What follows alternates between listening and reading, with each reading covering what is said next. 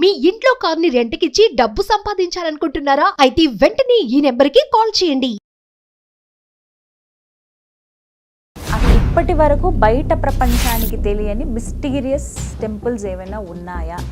అసలు నీ దేశమే మిస్టీరియస్ దేశం తల్లి. ద్వారక నిర్మాణం ఎట్లా ఉండేదో తెలుసా?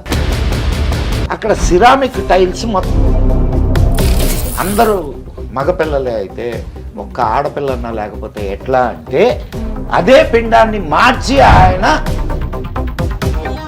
ధర్మక్షేత్రే కురుక్షేత్రే సమవేత యుయుత్సవ ద్వారక ఉందని తెలిస్తే మహాభారతం కరెక్ట్ ఉన్నట్టే కదా. దాని కెపాసిటీ ఎంత ఉంటుందో ఆ లెక్కన. ఒక పురం అది. What is astra and what is shastra? 7 గ్రహాలు 2 ఖండన రేఖలు ఇవన్నీ ఉన్నాయని ఎట్లా కనుక్కున్నారు? వాళ్ళకి ఏ టెక్నాలజీ ఉంది నాకు చెప్పి. ఇప్పుడు ఈ ప్రపంచం మొత్తంలో నాశనం కాకుండా మిగిలి ఉన్నటువంటి ఏకైక జాతి, ఏకైక సంస్కృతి అఖండ భారతదేశం ఎలా ఉండేదండి? భరతవర్షే భరతఖండే మేరోహ దక్షిణ దిగ్భాగే. మరి ఇంతకీ అసలు రావణ లంక ఎక్కడుంది? లేదు. నమస్కారం, వెల్కమ్ టు సుమన్ టీవీ. నేను గీతాంజలి. ఇవాళ నా ముందు ఓ ప్రత్యేక అతిథి ఉన్నారండి. వారికి సంబంధించిన వీడియోస్ ఈ మధ్య కాలంలో నేను చూశాను. అసలు మాట్లాడుతున్నంతసేపు కూడా అలా మనం ఆ స్క్రీన్కి అతుక్కుపోతాం అంతే. వారు చెప్పే ప్రతి విషయం నిజమా అని ఆశ్చర్యానికి లోనవుతాము. ఇలా జరిగిందా అని మనకే అనిపించి నిజమే కదా అని మనమే రియలైజ్ అవుతాము.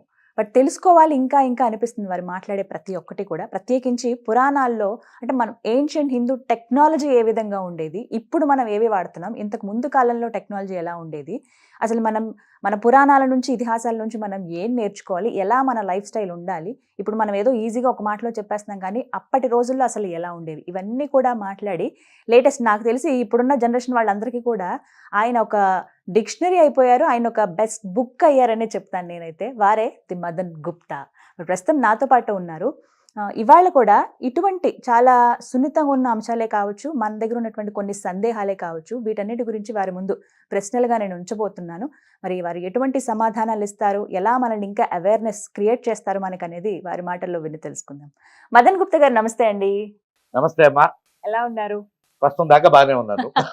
బట్ లేటెస్ట్ సెన్సేషన్ మీరు చాలా మాకు తెలియని విషయాలని తెలియజెప్తూ ఉన్నారు. అవేర్నెస్ అనేది పెంచుతున్నారు చాలా మంది. మీకు తెలియని విషయాలు కానీ నాకు నేను తెలుసుకున్న విషయాలు. నిజంగా మీ రీసెర్చ్ చేయటం అనేది చాలా గొప్ప విషయం. అది మా అందరికీ అర్థమయ్యే రీతిలో చెప్పడం కూడా ఇంకొకటి అండి.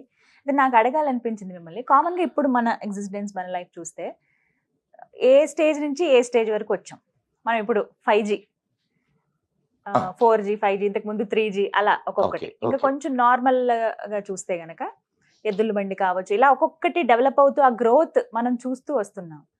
అంటే ఇదే కదా, అంటే స్టార్టింగ్ ఇదే కాదు కదా. మన పురాణాల్లోనేమో లేదు, చాలా రిచ్ లైఫ్ ఉండేది, అప్పుడు కరెంట్ ఉండేది, అప్పుడు చాలా అన్ని వినియోగించుకునే వాళ్ళు, అన్ని భోగభాగ్యాలు ఉండేవి అని చెప్పేవాళ్ళు. బట్ ఇది ఎక్కడ పొంతన కుదురుతుందా అనేది చాలా మంది వాదన.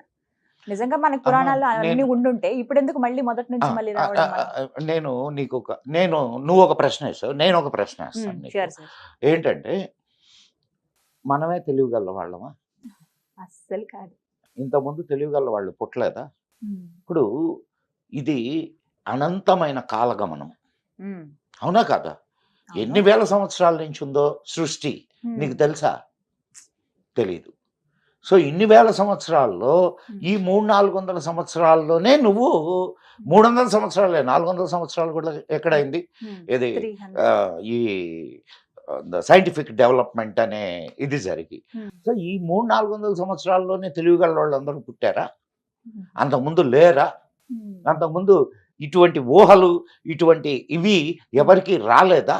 అదే వచ్చుంటే వాటికి ఆధారం ఏంటి ఉన్నాయి అనడానికి? నీకు ఇంకొక చిన్న ఇది కూడా అమ్మా. ఒక్కొక్కసారి న్యాచురల్ కలామిటీస్ అయితే ఏమి, యుద్ధాల వల్ల అయితే ఏమి, వీటి వల్ల మొత్తం వినాశనం అయిపోతుంది. ఇప్పుడు ఎందుకమ్మా? రేపు 3rd వరల్డ్ వార్ వచ్చింది, సపోజ్ 3rd వరల్డ్ వార్ వచ్చి మొత్తం నాశనం అయిపోయింది. ఏదో కొంతమంది మిగిలారు.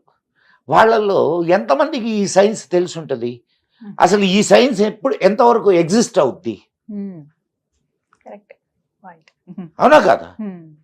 నువ్వు మహాభారత యుద్ధాన్ని ఇప్పుడు వద్దాం, ఇప్పుడు నువ్వు అడిగిన ప్రశ్నకి నేను నీకు ఒక లాజికల్ థింకింగ్ గానీ ఏర్పడితే మన శాస్త్రాలని వాటిల్ని ఆ లాజికల్ పర్స్పెక్టివ్తో నువ్వు చూడడానికి అవకాశం ఉంటుంది. నువ్వు అస్త్రాలు శస్త్రాలు మనకు చెప్పినాయి. What is astra and what is shastra? శస్త్రము అంటే కత్తులు కటార్లు, అస్త్రము అంటే మంత్ర ప్రయోగంతో చేసేది అని. ఏంటి మంత్రం? మనకు తెలియని చాలా రకాల సిస్టమ్స్ వాళ్ళకి తెలిసి ఉండేవి. ఇప్పుడు నువ్వు డిస్క్రిప్షన్స్ ఏది రామాయణంలో కానీ మహాభారతంలో కానీ యుద్ధ సమయంలో వాళ్ళు ఉపయోగించినటువంటి శస్త్రాలు అస్త్రాలు వాటి డిస్క్రిప్షన్స్ కానీ నువ్వు చదివితే ఈరోజు మనం ఏ అటామిక్ పవర్స్ని ఇచ్చేస్తున్నామో ఆ అటామిక్ ఇదంతా కూడా నీకు అక్కడ కనిపిస్తుంది. ఓకే, సో అదొకసారి చెక్ చేస్తే మనకు తెలుస్తుంది అన్నమాట. నీకు లేవని ఎట్లా చెప్తావు చెప్పు? అండ్ ఒక సభ్యత నాశనం అయిపోయింది. బట్ ఎలా ఉండేది సార్ అవి చెప్పండి, అప్పుడు టెక్నాలజీ ఎలా ఉండేది? నీకు ఇంకొక గొప్ప విషయాన్ని ఇక్కడ చెప్పిన తర్వాత అప్పుడు ప్రయోగించడమే కాదు ఉపసంహరించడం కూడా వాళ్ళకి తెలుసు. నిజమే, నిజమే సార్, ఇది విన్నాను నేను. ఈరోజు వదిలారు, వదిలింది ఇంకా అంతే మటాష్. ఇంకా వెనక్కి తీసుకునేది ఉండదు, వెనక్కి తీసుకునే అవకాశమే లేదు నీకు. ఇంకా అటువంటిప్పుడు ఇది పిచ్చివాడి చేతిలో రాయి అంతేనమ్మా. ఎవడి కోపం వచ్చినా వాడు ఇప్పుడు చూడు, వాడు కిమ్ వాడు చూడు, వాడి దగ్గర ఉండే దీన్ని ఏం మాట్లాడుతున్నాడు వాడు? పిచ్చివాడి చేతిలో రాయా కాదా? ఎవడి తలబగులుతో తెలియదు. సో ఈరోజు మనం ఉన్నటువంటి అయితే ఆనాటి కాలంలో విద్య ఆధ్యాత్మికత ప్లస్ సైన్స్ ఈ రెండింటిని కలిపి నేర్పించేవాళ్ళు. దానివల్ల నువ్వు ప్రయోగించేటటువంటి అస్త్రం కానీ శస్త్రం కానీ ఒక రీజనబుల్ అంటే ఒక ప్రయోజనం కోసం దాన్ని ఉపయోగించేవాళ్ళు. ఇప్పుడు ధర్మరక్షణ కోసం జరిగింది ఆ యుద్ధం. ఇప్పుడు బ్రహ్మశిరో నామకాస్త్రం ఎవరు ప్రయోగించారు?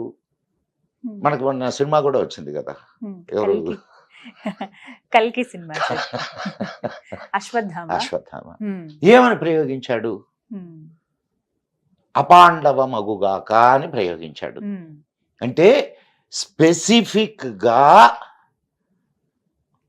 నువ్వు దానికి ఫీడ్ చేస్తే ఇన్ఫర్మేషన్ ని కరెక్ట్ గా అది ఆ పర్టికులర్ దీన్నే నాశనం చేస్తుంది, టార్గెట్ చేస్తుంది. ఎక్కడ మీరు చూడండి, దాంట్లో అక్కడ ఉప పాండవులందరూ చచ్చిపోతారు. ఉప పాండవులు చచ్చిపోయిన తర్వాత ఈమె గర్భంలో ఉన్నటువంటి పరీక్షిత్తు కూడా కృష్ణుడు కాపాడతాడు. He knows the technology to how to protect that, దీని నుంచి ఎలా కాపాడాలి అనేది ఆయనకు తెలుసు. ఈ మధ్యకాలంలో ఏదో ఒక సినిమా చూశాను నేను, చాలా బాగా అనిపించింది నాకు. కృష్ణుడిని he is a engineer and he is a good musician, good philosopher అని చెప్పి వరుసగా ఆయన గుణాలు. Yes, it is true. మన వాళ్ళు చెప్తుంటారు ఐన్స్టైన్ తన మేధస్సులో 5% 10% ఉపయోగించుకున్నాడు అని. 5% 10% ఉపయోగించుకుంటే ఐన్స్టైన్ అయితే అంతకంటే ఎక్కువ ఉపయోగించుకుంటే కృష్ణుడు అవుతాడు. అవునా కాదమ్మా? సో ఆ రోజు టెక్నాలజీ లేవని అనుకోవడం చాలా తప్పు. అండ్ ఇంకొక విషయం మీకు చెప్తాను. నేను కొన్ని రీసెర్చ్ పేపర్స్ అవి చదువుతుంటే నాకు ద్వారక మునిగిపోయింది కదా. ద్వారక నిర్మాణం ఎట్లా ఉండేదో తెలుసా? అక్కడ సిరామిక్ టైల్స్ మొత్తం రోడ్లంతా పరిచున్నాయి. రోడ్ల పైన ఆ ఏరియా అంతా సిరామిక్ టైల్స్. అంటే 5,000 సంవత్సరాల క్రితం నీకు సిరామిక్ టైల్స్ టెక్నాలజీ ఉన్నట్టే కాదా? ఉందా కాదా? ఉన్నట్టా లేదట? ఉన్నట్టే. మరి ఈ రోజు మనం సిరామిక్ టైల్స్ వాడుతున్నాం అంటే దాన్నే ఇక్కడికి తీసుకొచ్చారని నేను చెప్పట్లేదు. బట్ అప్పుడు ఉండేది. అండ్ నీకు ఇంకొక విషయం చెప్తాను నేను. నీ కారు ఉందా? ఎంత దాని power? 3 HP. What is that 3 HP? Horse power. అక్కడ వాళ్ళు ఏం ఉపయోగించారు రథాలకి? హార్స్లే, గుర్రాలే. ఏమో గుర్రాలనే ఉపయోగించారు, గుర్రాల పవర్ ని ఉపయోగించారు. అర్థమవుతుందమ్మా? సో ఈ రోజు కూడా మనం దాన్ని మెజర్ చేయడానికి హార్స్ పవర్ అనే వాడుతున్నాం. అవునా కాదమ్మా?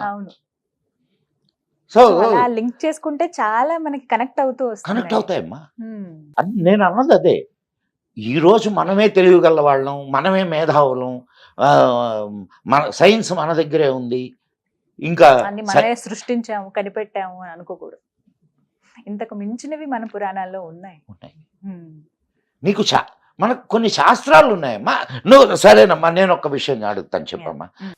కొన్ని వేల సంవత్సరాల క్రితం, కొన్ని వేల సంవత్సరాలు ఎంత అనేది మనం దానికి వేరే లెక్కలు ఉన్నాయి, కానీ ఆ లెక్కలన్నీ చెప్పుకుంటుంటే జనాలకు అర్థం కాదు. కొన్ని వేల సంవత్సరాల క్రితం భూమి గుండ్రంగా ఉందని, సూర్యుడికి ఇంత దూరంలో భూమి ఉందని, చంద్రుడు, నవగ్రహాలు అంటే 7 గ్రహాలు 2 ఖండన రేఖలు ఇవన్నీ ఉన్నాయని ఎట్లా కనుక్కున్నారు? వాళ్ళకి ఏ టెక్నాలజీ ఉంది నాకు చెప్పి. ఇప్పుడు మన సైంటిస్టులు కనుక్కున్నవి ఇవన్నీ కనుక్కున్నారుగా మనోళ్ళు. ఇప్పుడు మీదే ఊరు?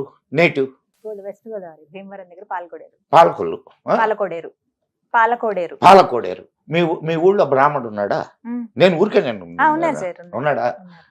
మీ ఇంట్లో పెద్దోళ్ళు ఏ కార్యం కావాల్సిన ఆయన దగ్గరికి పోయి, అయ్యా ఈ రోజు బాగుందా లేదా అడుగుతారా?